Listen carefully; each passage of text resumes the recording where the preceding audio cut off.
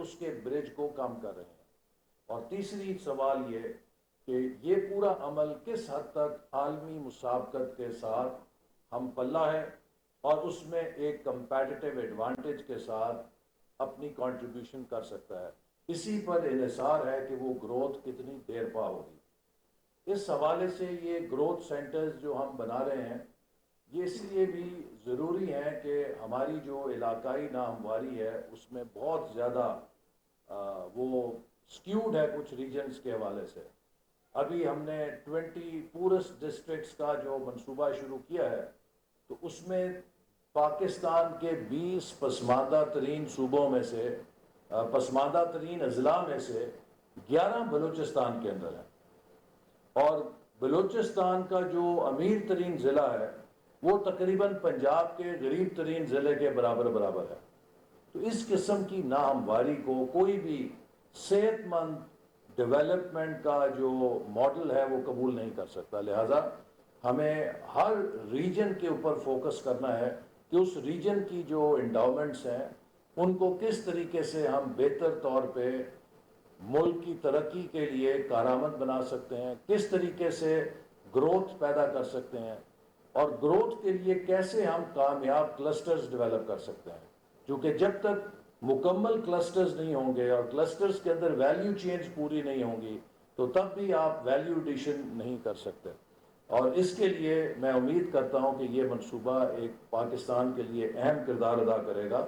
اس کا جو مرکزی سینٹر ہے وہ یہاں پر منسٹری کے ساتھ کام کرے گا, لیکن ہر صوبے کے اندر ایک سینٹر قائم کیا جائے گا جو پنجاب کے اندر, خیبر پختونخوا میں, سندھ میں اور بلوچستان میں ہر صوبے کے اندر ایک یونیورسٹی جو ہے وہ اس کو انتخاب کیا جائے گا تاکہ وہ اس صوبے کے اندر ہمارا پارٹنر ادارہ بن کے اس صوبے کی گروتھ کے حوالے سے ریسرچ کرے, چاہے اس کی ایگریکلچر ہے, چاہے اس کے اندر انڈسٹری کے کلسٹرز ہیں, چاہے اس کے اندر مائننگ کا پوٹینشیل ہے, چاہے اس میں ٹورزم کا پوٹینشیل ہے. کس طریقے سے ہم اس کے انڈاؤمنٹ سے زیادہ انکلوسیو گروتھ اور سسٹینڈ گروتھ اور سسٹینیبل گروتھ جو ہمارے ماحول سے بھی ہم آہنگ ہو, ہم وسائل جو قدرتی ہیں ان کو بھی محفوظ رکھیں اور ایک کوالٹی گروتھ جنریٹ کریں. اس کے اوپر ہم کیسے ایک براڈ بیسڈ سوسائٹی میں اور ریجن میں کولیشن بنا سکتے ہیں اس گروتھ کی پشت کے اوپر پبلک اور پرائیویٹ سیکٹر کی, کیونکہ گورنمنٹ تمام گروتھ نہیں کر سکتی. ہمیں پرائیویٹ سیکٹر کو انجن آف گروتھ بنانا ہے فیوچر کے لیے, اور یہ ایک بڑا مائنڈ سیٹ تبدیل کرنے کی ضرورت ہے. آج بھی حکومت کے ادارے اور حکومت کے ذیلی ادارے جو خسارے میں چل رہے ہیں, آپ ان سے بات کریں تو وہ اپنی ٹرف چھوڑنے کے لیے تیار نہیں ہیں.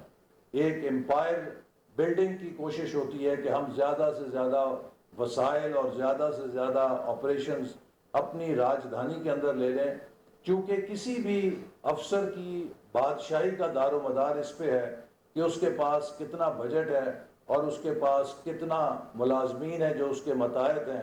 تو جتنی بڑی بیوروکریسی کے اوپر جو افسر بیٹھا ہوگا اور جتنی بڑے بجٹ کے اوپر افسر بیٹھا ہوگا اتنا بڑا وہ بادشاہ سلامت ہے. ہمیں اس سوچ سے نکلنا ہوگا اور ہمیں بہت سارا فیٹ اور چربی جو ہم نے سرکاری شعبے پہ چڑھائی ہے اسے شیڈ کرنا ہے تاکہ وہ پرائیویٹ سیکٹر کے اندر ایفیشینٹلی کام کرے.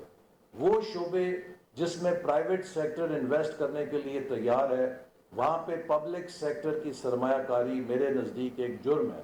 پبلک سیکٹر کی انویسٹمنٹ جانی چاہیے ان علاقوں میں, ان شعبوں میں جہاں ابھی پرائیویٹ سیکٹر انویسٹمنٹ سے شائع ہے, یا ان علاقوں کا کمرشل ریٹرن ابھی اتنا نہیں ہے, انفراسٹرکچر لیکنگ ہے, بنیادی سہولتیں لیکنگ ہیں جس کے لیے پرائیویٹ سیکٹر اسے مارکیٹ بیسڈ پرنسپلز پہ اپنے لیے انویسٹمنٹ کرنا فیزیبل نہیں سمجھتا. وہاں پبلک سیکٹر کا فرض ہے کہ وہ جا کے وہ پلیٹ فارم دے, وہ انفراسٹرکچر دے جس کے بعد وہ علاقے بھی ترقی کی دوڑ میں آگے داخل ہو سکیں. تو یہ ایک بڑا ریسرچ کا کام ہے, یہ ایک بڑا اسٹیک ہولڈرز کے ساتھ مل کر کرنے کا کام ہے, اور اس میں جیسے میں نے کہا کہ اب ہمیں سب کو ساتھ لے کر چلنا ہے. اور finally this is a growth opportunity again. چین کے ساتھ ہم نے فیز 1 میں آدھا جو مرحلہ تھا بہت کامیابی کے ساتھ طے کیا. دوسرے